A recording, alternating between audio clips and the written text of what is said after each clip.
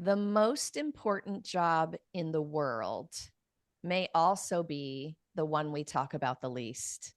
Well, we're going to fix that today because we're going to have a conversation about caregiving with experts who have devoted their lives to this topic.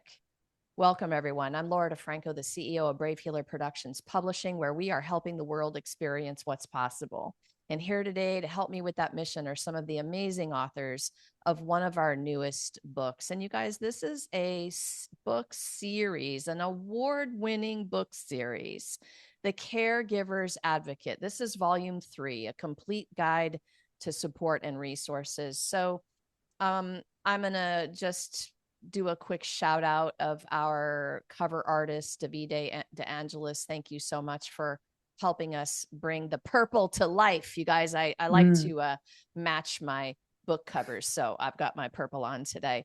And the next huge shout out is, of course, to our lead author, Debbie Compton. Debbie, you have had such a huge mission and vision with this book. You have gathered around you a stellar group of experts who I just feel your guys' hearts all day long, especially with this particular topic.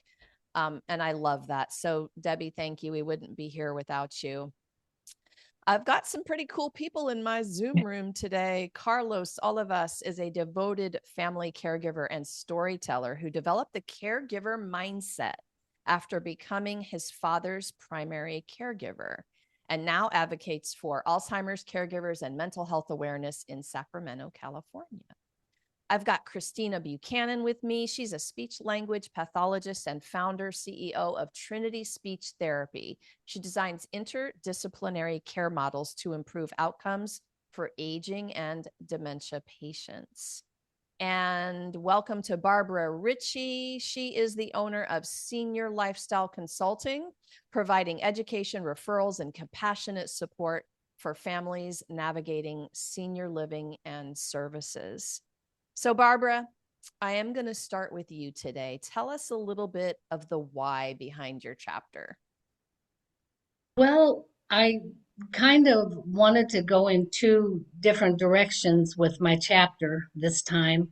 One was trying to focus on what you go through caregiving at home and the feelings that we go through.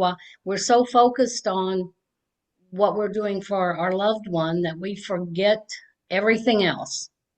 And with that comes all kinds of different emotions that we're most often not dealing with because we don't even notice that we're going through those emotions. So, that first part of the chapter, I wanted to kind of focus on, those feelings and maybe how to avoid going through those, or when we find those, deal with it instead of waiting until the end and maybe it all balling up and causing depression and stuff. And that's kind of when I said, caregiving at home, my loved one is gone. Then that all blows up. So that's the first phase. And the second one was when caregiving doesn't stop at home, it changes, and you may need more caregiving that you just can't do at home. So we have to place, senior living. Um, and with that, what do we do if we still want to be a caregiver? How do we go about that? I'm handing over my caregiving duties to someone else. What do I do? What do I do? Just go there and sit and visit? That I'm no longer the caregiver that I was at home. So focusing on that from being an activity director for 40 years, seeing it from the inside and seeing families come in, I wanted to focus on that. Some of the things that we could do as a caregiver in a different area of caregiving. So that's kind of the basis of the chapter. So, do you mind rewinding to the emotions? You started it off that way, and it's so, so important. But I think it's also kind of one of the most difficult places because it feels so vulnerable. And like, you're having all this stuff come up. And if maybe our listeners are all in it. What would be something you would want to tell them if they're in it? Don't be so hard on yourself. Don't be so hard on yourself. Don't let me get started again. In in my chapter, I say that as a little girl, I considered myself a superwoman. I made my own decisions, and that's just how I grew up. Um, and so when you think that you have failed, it really stabs you right in the heart, pulls the rug right out from under you. And then, you start imagining all these other things I did wrong. I didn't do this. I didn't do that. I should have done this, should have done that. And you know what? The thing is, most often we don't know to reach out for help. We don't know. We're so focused on taking care of our loved one. Everything else is out the window. We just can't function. And so that's kind of one of the things I wanted to focus on is we have to reach out for help. And that's what this book does. I absolutely reading, going through these different chapters, and I'm like, oh, yes, yes, yes, yes, yes, yes, yes, yes, yes. And I say it's wonderful to have so many different people from different cultures saying the same things that we've all lived through, Mm. so we want to get that out and help people so they don't have to go through what we did, you know? There'll be a lot of yeses and there'll be a lot of head nodding. We'll tend to give ourselves whiplash in these interviews. Barbara, thank you. Thanks for being back. Thank you for being here to share. Thank you for having me. Christina, let's move to you. Tell us a little of the why behind the chapter you wrote. Yeah, so in chapter 15, the title itself, I think, speaks a lot for that. Heart first and word second. And coming from my field as a speech pathologist, gee, I think I've had words first always.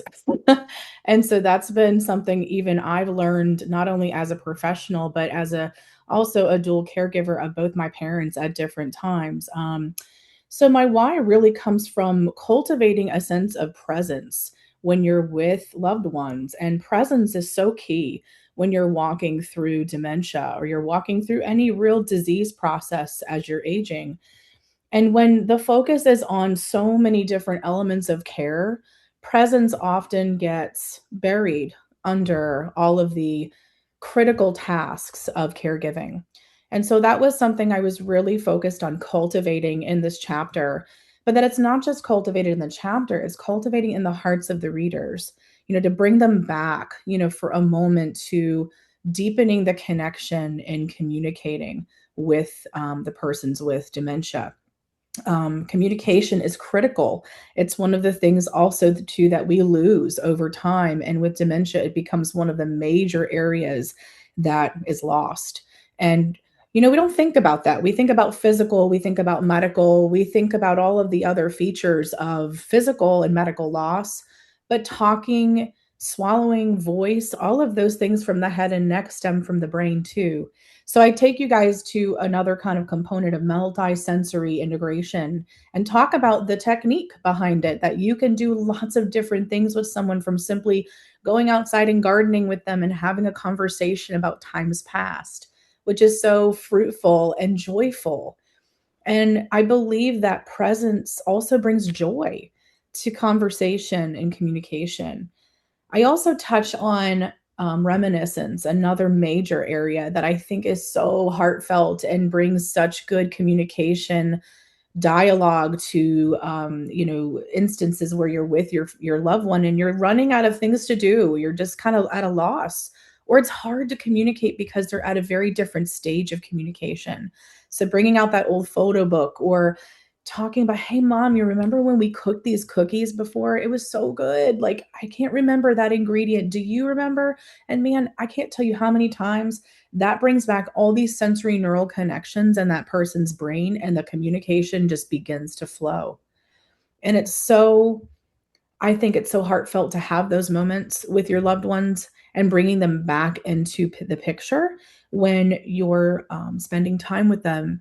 And let's talk about that particular thing for a second, just your time, just being there, just sitting with them sometimes is really communication in and of itself. Yes. Oh my gosh. So presence is everything, right? Mm, Um, everything. Oh, I want you to all, I mean, so if you're listening and you're in it and you're going, mm, all over the place, you're doing 50 million things and you're trying to mm. do all of the care and all of the tasks and make all of the phone calls and, you know, so what, Christina? What do you want them to do? I want them to take two pieces of this information, one for themselves. Take a moment, even if it's in your car, take a deep breath and remember who mom or dad or uncle or whoever your loved one truly is. Remember the heart of that person. And also remember something that they would want you to do in that moment when they could tell you. And oftentimes that's, honey, son, daughter, take a second for me and just relax and let's talk. Let's just sit. So all those tasks begin to pile up, and you say, yes, the reality is I have to get these things done. I have to, but I have this time with my mom. So I really do feel that our expectations as caregivers, as even professionals, professional caregivers, we can say that across the board, is that we have a checkbox to complete. But not every time you're with them has to be that checkbox. And sometimes the list has to go.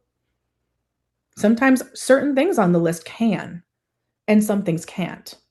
But to balance that with the love and the heart connection and putting your heart before your words, that leading every time will bring you into conversations and meaningful connection. You, Christina. Thank you for being here to share your wonderful work with everybody.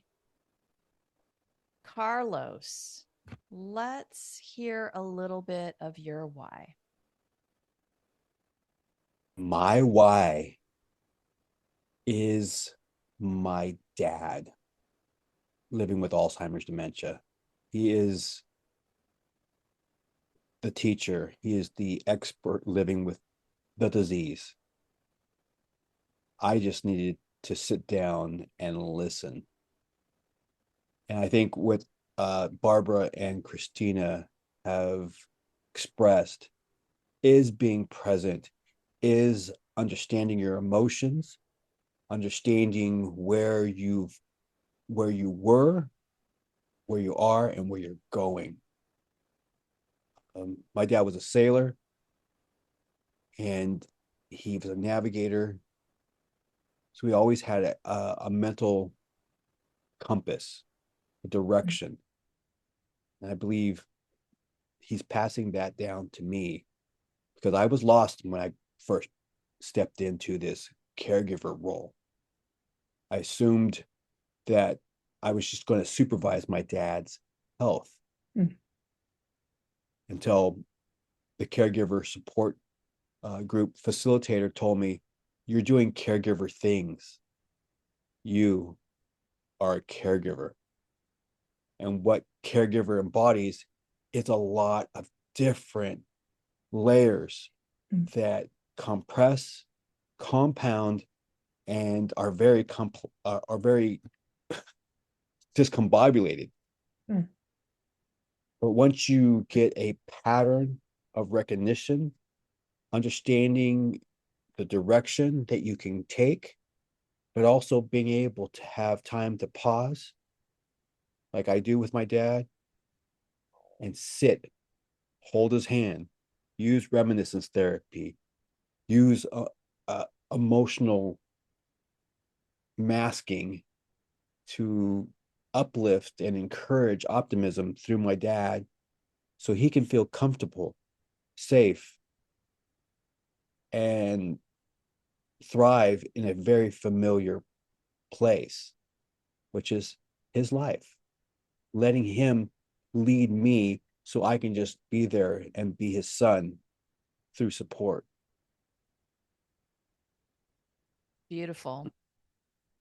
I can feel I can feel your Mm. heart on that one. How difficult it must be to sit with your parent who once took care of you and realize that maybe roles are flipped, but what I heard was he's still your teacher. And so what's that nugget there? What else do you want to tell us about that? I when I was going through this, I went and I went through a lot of depression. I went through a lot of despair, and I didn't have any direction. It was a development of understanding where I was at and what needed to be done and being coachable. Mm. I felt I was going against the grain. I wasn't being coachable in the beginning. I wasn't listening to uh, the medical social worker. I wasn't listening to the doctor. I wasn't listening to my dad. And I had to have a talk with my ego and adjust my attitude because those were the hurdles in my way to become a better caregiver. And that drove me into not caring for myself. I wasn't taking care of me. Once I learned that that's the next step, taking care of yourself so you can take care of the person that you are caring for. Once I shored that up, landed on a solid foundation, became that pillar, that rock that I could launch from as a platform, I was able to understand my next steps. I was able to realize that I needed to take care of me so I can provide a simple individual care plan for my dad. And it's working. And I've been able to take one little element of like maybe getting him into the shower and expand upon that, building trust with dementia so my dad can be trusting with me. Mm. And it's been This a very difficult upside down roller coaster ride that can throw you for a loop. And it threw me, tossed me, chewed me up, spit me out. But I came back each and every day with a little bit of understanding what to do next, how to adapt, how to improvise through these little storms, which led me to bright days where I could breathe and be fulfilled, Mm. still being dedicated to walking my dad home. Mm. So this is really like couldn't be a more perfect segue to this next question I have for all of you. So stay tuned here for a minute, but I just want to express my gratitude to all of you because I did challenge you to put a vulnerable, real story into this book in your chapter, and you all did it so brilliantly. But then in the second half of these chapters, you're stepping up with your master teachings, this wisdom, this experience, your tools, and you're going to help the reader with something practical there. Mhm. And you can hear in all of your stories what kinds of things you've been living through and learned. And oh my goodness, the power and love in this book is real and big. So thank you, all three of you. Caregiving, as you all know firsthand, often a lot of the time leads to burnout. And I know you have experiences, either personal, Carlos is telling us some of that, or helping others with their burnout. So Mm. Christina, what's one, I know you guys have like 30 or 50, What's one simple step our listeners can take today if they're like right in it? What do you want them to know? Yeah, I'm gonna kind of dovetail off of what Carlos just said, and I'm gonna try to combine it into one answer. So it's really one A and B, Laura. So forgive me if it sounds like a two-part. I promise it's an A and All a good. B. Okay. So one thing you have to do, I think primarily, and I think this needs to be learned early on, and Carlos, you nailed it when you said it because I talked about it like in my story, and I know you kind of overlap. We have very similar chapters, but what my nugget there would be is to set aside your expectations of the disease. You walk in with a thought process, I think, and this is what burdens people a lot throughout the process, is that you're walking in that you are just going to take the whole storm and master it. Yeah, I've got this. I've got this. I've got that. I've got all these things. I've got all the check boxes. I'm doing this. And every day, as Carlos had said before, but in my chapter, I talk about set aside the communication expectation of your loved one, that they are going to have a full on conversation, that they are going to fully meet all of those checkbox that you have. Because there will be days where they do not.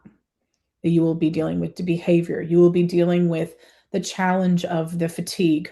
You'll be dealing with your own emotional strain. And so I think for the burden caregiver, give yourself the grace you deserve and give your loved one simultaneously that grace too. And when you see that reciprocity, there's power in that, and peace amidst the storm. It's like you're going through that first kind of, and then the eye, right? And it's calm. And I just envision that with dementia, and any person who's experienced that, anyone who's gone through illness, but dementia is its own baby. It's its own disease. And I love what Carlos said earlier about the storms, about how you take one little piece of valuable encouragement that you like, even if it's a successful shower, woohoo, celebrate that. You got them to eat French fries and chicken nuggets at McDonald's because, listen, they remember going to McDonald's with you. And that right there, it may not be the first choice health grade that's not approved on the FDA list of eating, but hey, listen, it's time. It's special. And get them the ice cream while you're there. So I'll end with that. I love it. I'll take the McFlurry. Let's go. Yeah. All right. I'm coming back to you, Carlos, with this next. So, what do you want to add about this? If somebody who's listening might be right in the middle of a state of burnout, what's one simple step you would offer for them to take? I'm kind of emotional with what Christina just said, because I am in the middle of caregiving at this current moment. And I have to take a pause and breathe it in and accept this direction that I have taken. And one thing I want to exude is that in this book, there is some people who have been down this journey before us. They've learned from their mistakes, they've corrected them, they've made those mistakes over and over again. They failed at trying to do these steps only to be corrected again. And it's about having a little ounce of hope to get you over the next hump. It's about seeing those bright days in the future. Like we're in the storm now, and I'm about to breach into the hardest parts of caregiving for a person living with a form of dementia. but I have hope. I have hope, and I can take that and really put it into myself as a beacon, as a calling to press forward, understanding that I'm in this right location, this right position to provide strength for someone who may not be having the strength to continue on. When I first stepped into a caregiver support group, no one looked like me. It was mostly women, and there was an age gap. But I left there understanding that that was home, that I needed to learn from these individuals who might have been on their second tour of caregiving. And I had to draw from their traumatic experiences, their wise words, and their insights to generate this momentum inside me. That momentum just took me baby steps to get out the door, to see the difference between the little adjustments I was making. And that's all you have to do is make little adjustments incrementally every day to take those steps forward. Really good advice. Mm. I love listening to you guys with your advice because you can tell you're speaking from your experiences. Barbara, I know you've got something to add here when you're thinking about somebody who might be right in the middle of that kind of burnout. What's a simple step that you want to add for them to take? Um, Again, I think a lot of us, I thought it might just be me. Maybe it's the way I grew up being a superwoman. I have to do everything. People come to me, you do this, you do that, I do this. Mm. And to find something that I wasn't able to do was all new. It really, really affected me. Um, I had to deal with that. And later on in years, as I have clients now, I'm finding there's a lot of me's out there. There are a lot of me's out there that believe they can do it on their own. They can absolutely do this on their own. But I think we need to really think that through because when we don't take care of ourselves, we can't take care of our loved ones Mm. the way they should be and could be and have joy in that moment. Maybe we're taking care of them to the fullest physically, you know, doctors, all this, medicine, all that. Yes, and we see that. But where's the joy, you know? So, how do we get there? You know, we have to look at ourselves and say, you know what? I need help and it's okay. I can still be a superwoman. This just adds more, you know, this just gives me more knowledge where I can help other people. I can help them better. The more education you get, like Carlos says, the more you take in from people that have been there, the easier it's going to be at home. So we need to reach out and not feel like we're a failure when we do that. I mean, that's a biggie to me, and I see it over and over and over a lot. And I Mm. have several clients in the past that refuse the help, ask for it, you need it, ask for it, are desperate, but refuse it. And a lot of it burdens me. It hurts. It hurts because I know how it can be if you accept help.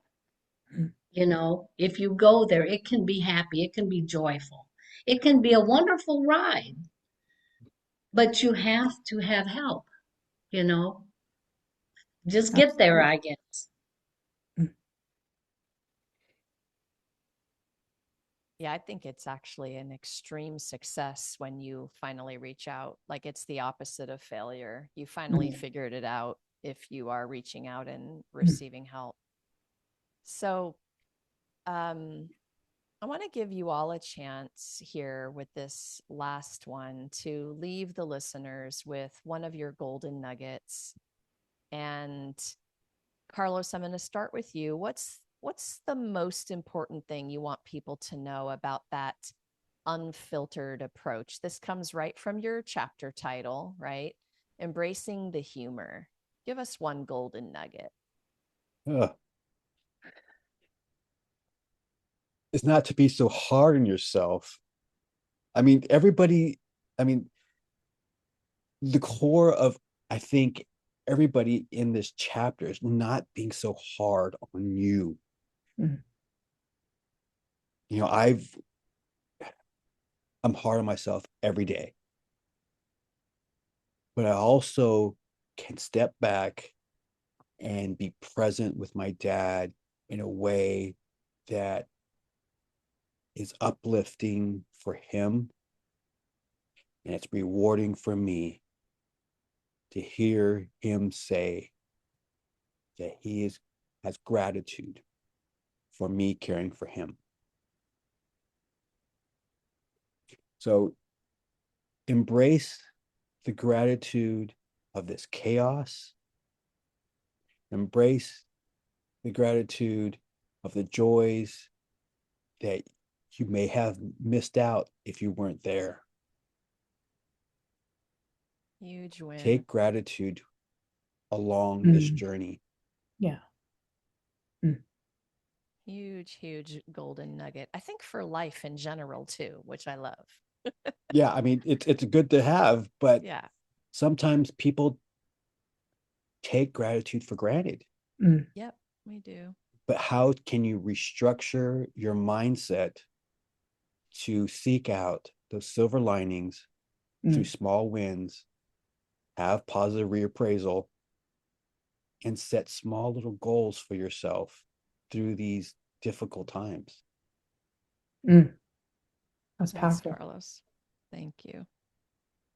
Okay, Barbara, in terms of your chapter, what's that golden nugget you want to share about the now what after the caregiving stops? You talk about getting back to me. Well, that is going to be different with every person. So getting back to me will be different than getting back to Carlos and Christina and you. So I think that we have to look and take this moment, be quiet, just get in a quiet place. If you meditate, meditate. If you need to pray about this, pray about this. But what is it that you need to heal? If they've passed away, what is it that you personally need to heal? And reach out. There's help everywhere. Reach out and get that help. If they have, you know, gone on and they're in senior living, what what would make me happy as well as them? They're in there, if I need to continue caregiving, how am I going to go about that? Because I want it to be joyful for both of us. Maybe that's too hard for me. I need to step back because a lot of times you need to step away from that. And we say, step away for a while and find out what you need for yourself so you can go in with a clear mind. You need to heal first, then decide the rest of your life. Yeah, fantastic, Barbara. Thank you. All right, Christina, the most important thing you want us to know about hearts first, words second.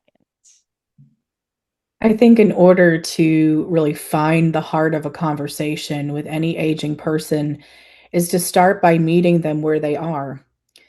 And I spoke about lowering the standard expectation earlier, but I think you can honestly simply just find the joy in simplifying your presence with them not overcomplicating the conversation with information overload. A lot of times also too, because of where their brains are and that kind of neuroscience behind it, less is more always with dementia or any aging person. I'm just going to say this with people who are aging in general. The simplicity becomes the greater weight and the higher demand, and the capacity to continue to press yourself into the situation becomes less. So the demand for simplicity is much greater. And I do believe we have to find the essence in that. We have to just simply be. And I'll say this because it brings me back to my story with my grandmother, which is a treasure of a story with her. When I walked down that hallway and I stopped being the speech pathologist and I just became her granddaughter. So sometimes it's taking the hat of just the caregiver and being the son or the daughter that they need for you in that moment, or the caregiver, friend, whoever you are, whatever that role is, the relational role, be that in those moments that you have and treasure them, because those moments are the memories that you have. They may not, but you have to hit play and to get on to the next caregiver task. So those successful, beautiful moments, I believe, kind of ties to Carlos's piece there on the silver lining. And that can help propel you as a caregiver through the journey. So looking at those simple moments. Lastly, be flexible. Be flexible with your person, with yourself. That's a hard thing to learn. And I can say that firsthand because I have a type A personality. So that is hard. Um, so I am also duly trying, also now even practicing with what I preach to others in my own profession with my parent, my mom, who I have left now, but had to do that on a very big scale with my father when he was passing. So I can connect with that deeply, but be flexible, because the boat's rocking right in the storm and you're just kind of holding on sometimes. And then suddenly the storm quiets and you can take that moment and just simply be. They're in the boat with you. So remember that and experience that joy when you have it. Super important reminders. Thank you. Thank you, all of you. Christina, Carlos, Barbara, thank you so much for what you do in the world. And thank you for being here today to share it with everyone. Listeners, this is way more than a book. This is a generous community. Maybe you've got a question after today, or just really craving to carry on the conversation or reach out for support. Come on down into the show notes. All of our authors are hooked up there with their websites. Please go click and explore all of their offerings and all of the things that they're up to. It's quite amazing. We would also love it if you go grab your copy of this beautiful book. I have the link down below for that as well. Lastly, today, everyone, remember, your words change the world when you're brave enough to share them. So it is time to be brave. See you next time, everyone. Thank you.